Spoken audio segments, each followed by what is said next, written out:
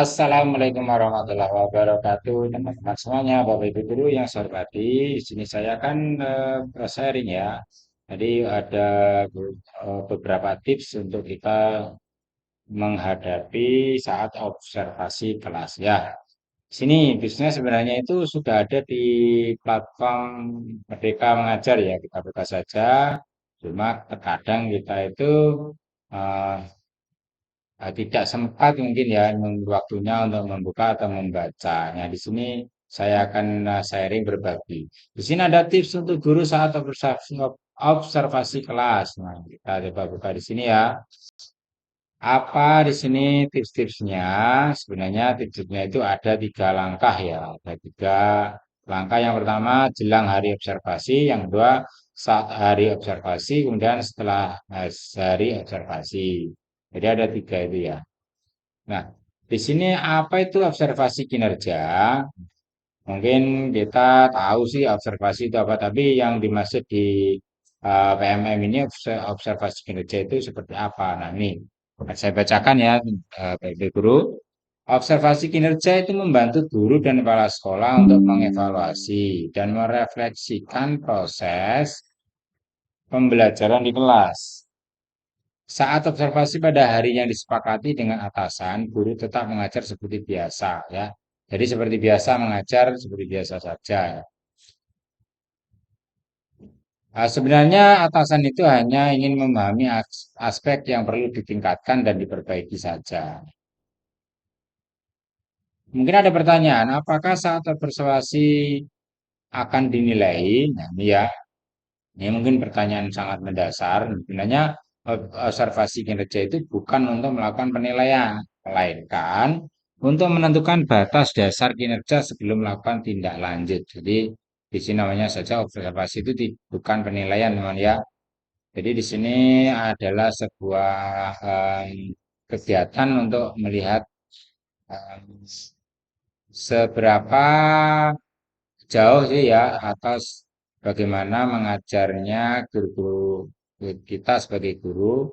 Nah, nantinya mungkin ada yang perlu diperbaiki. Nah, disitulah harus diadakan observasi. Nah, di sini yang pertama adalah di jelang hari observasi,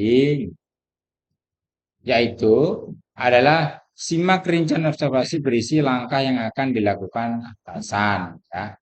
Kemudian jika perlu, pelajari indikator kinerja dan target. Nah, ini jangan sampai lupa ya target kita di observasi itu seperti apa. Yaitu biasanya target perilaku melalui buku, situs internet, pengalaman rekan sejawat, dan lain-lain. Ya, langsung kita lihat di sini ya, ini jelang observasi. Kemudian di saat observasi, itu bagaimana yang harus kita lakukan. Yaitu saat observasi ini, ingat kembali tujuan observasi, Bapak Ibu ya. Jadi indikator kerja dan target perilaku yang akan diobservasi. Jadi bukan menilai. Jadi ini ya, ini poinnya di sini ya. Yaitu target perilaku yang akan diobservasi. Tenangkan diri karena observasi kinerja bukan untuk mencari kesalahan guru. Observasi kinerja itu dilakukan untuk menentukan praktek kinerja yang perlu ditingkatkan, ya begitu. Jadi tidak mencari kesalahan-kesalahan, tapi di situ memang harus ada yang perlu ditingkatkan dalam mengajar.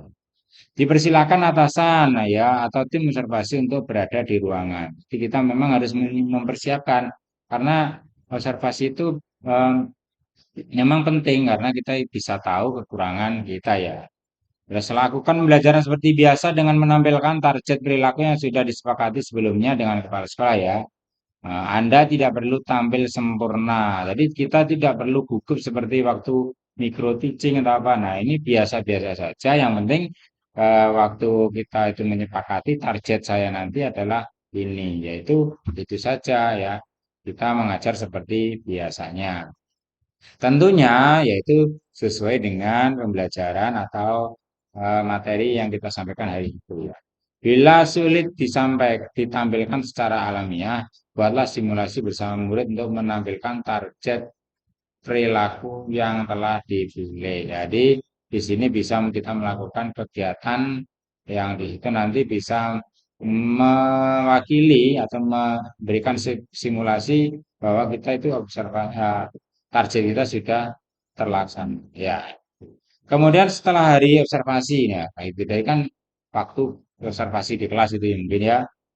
Nah, yang setelah hari observasi itu sampaikan terima kasih ya pada atasan atau tim observasi kinerja karena beliau sudah memberikan masukan dan kritikan. Kemudian tunjukkan keterbukaan Anda terhadap berbagai masukan untuk peningkatan kerja. Jadi di sini Mbak Ibu ya poinnya itu kita kalau diberikan masukan itu harus terbuka ya. Kita harus menerima masukan itu kan untuk kebaikan. Jadi kita tidak boleh di sini itu merasa buat apa observasi ya. Nah, saya sudah pintar, kita merasa pintar. Ini kita hilangkan rasa itu ya. Bersiap untuk masuk ke langkah diskusi tindak lanjut dengan atasan. Itu setelah observasi. Mungkin itu aja tips-tipsnya ya, Bapak Ibu Guru ya. Jadi kita itu intinya adalah kita itu harus tenang, kemudian itu yang penting target kita observasi itu nanti tersampaikan karena observasi ini bukan mencari kesalahan, tapi untuk meningkatkan kinerja kita. Oke, terima kasih. Itu saja saya rasa. Sampai ketemu di video selanjutnya. Assalamualaikum warahmatullahi wabarakatuh.